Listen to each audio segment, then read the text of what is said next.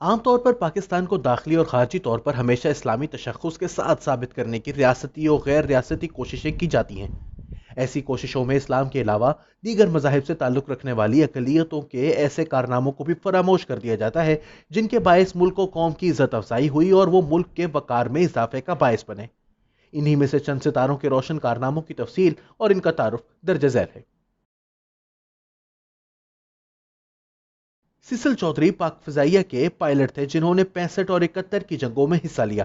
انہیں داد شجاعت کے طور پر ستارہ جرت دیا گیا۔ وہ پاکستان کے استاد، محقق اور انسانی حقوق کے کارکن تھے۔ بینجامن سسٹرز پاکستان کا ایک گلوکار بہنوں کا گروپ تھا۔ انہوں نے پاکستان ٹیلی ویژن کے موسیقی سیکھنے کے پروگرام میں 1968 سے 1987 تک حصہ لیا، جس کا انعقاد موسیقار سہیل رانا کرتے تھے۔ جسٹس رانا بھگوان داس پاکستان کے ایکٹنگ چیف جسٹس رہے۔ وہ chairman federal public service commission بھی رہے۔ انہوں نے حضور اکرم صلی اللہ علیہ وآلہ وسلم کی شان میں کئی نعتیں لکھی۔ ڈاکٹر فریدون سیٹھنا پاکستان کے منجے ہوئے گائنیکولوجسٹ تھے اور کانسیپٹ فرٹیلیٹی سینٹر کے میڈیکل ڈائریکٹر کے طور پر کام بھی کیا۔ ان کے مریضوں میں سابق وزیر اعظم پاکستان بے نظیر بھٹو بھی شامل تھیں۔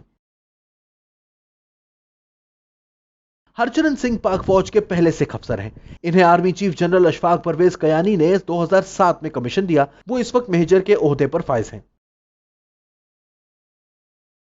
فلورنس ولیئرز کراچی کے مشہور فرانسیسی کیفے فلو کی مالک اور چیف شیف ہیں جنہوں نے پاکستان میں فرینچ کھانوں کے متعدد اور متفرق ذائقے متعارف کروائے۔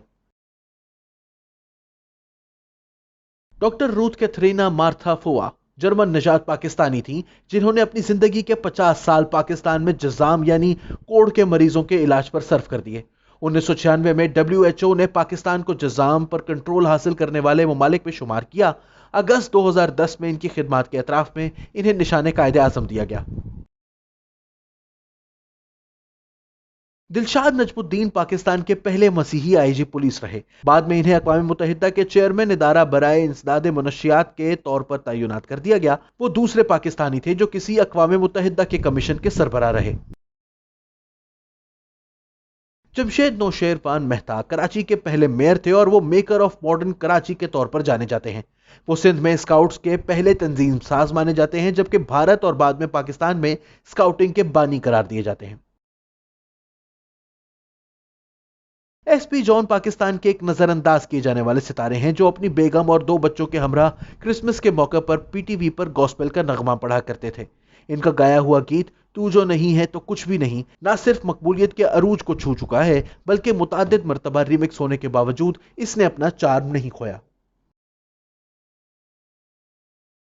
پپسی سدھوا پاکستانی نژاد ناولسٹ ہیں۔ وہ امریکہ میں مقیم ہیں۔ وہ بھارتی کینیڈین ڈائریکٹر اور فلم ساز دیپا مہتا کے ساتھ مشترکہ کام کے لیے مشہور ہیں۔ وہ university of Columbia, Rice university, Columbia university, Mount Holyoke college میں پڑھاتی رہیں۔ انیل دلپت سوناواریا پاکستان کے ٹیسٹ کرکٹ کھیلنے والے پہلے ہندو کرکٹر تھے۔ وہ نچلے نمبروں پر کھیلنے والے بلے باز اور وکٹ کیپر تھے۔ انہوں نے قومی ٹیم میں وسیم باری کے ریٹائرمنٹ کے بعد وکٹ کیپنگ کے فرائض سنبھالے۔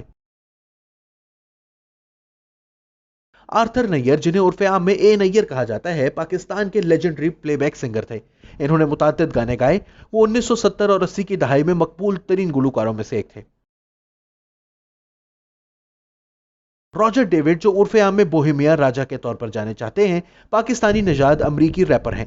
وہ پنجابی میں ریپ گلوکاری کرتے ہیں اور خود کو ریپرز کا بادشاہ قرار دیتے ہیں۔ پاکستان کے منجھے ہوئے سفارتکار جمشید مارکر کا نام Guinness book of world records میں بطور سب سے زیادہ ممالک میں سفیر رہنے والے ریکارڈ ہولڈر کے درج ہے۔ وہ دنیا کے سب سے زیادہ وقت کے لیے رہنے والے سفیر بھی ہیں۔ انہیں 2003 میں ہلال امتیاز دیا گیا۔ پاکستان کے پہلے غیر مسلم chief justice justice Alvin Robert Cornelius تھے۔ وہ قانون کے فلسفی، مصنف اور جج تھے۔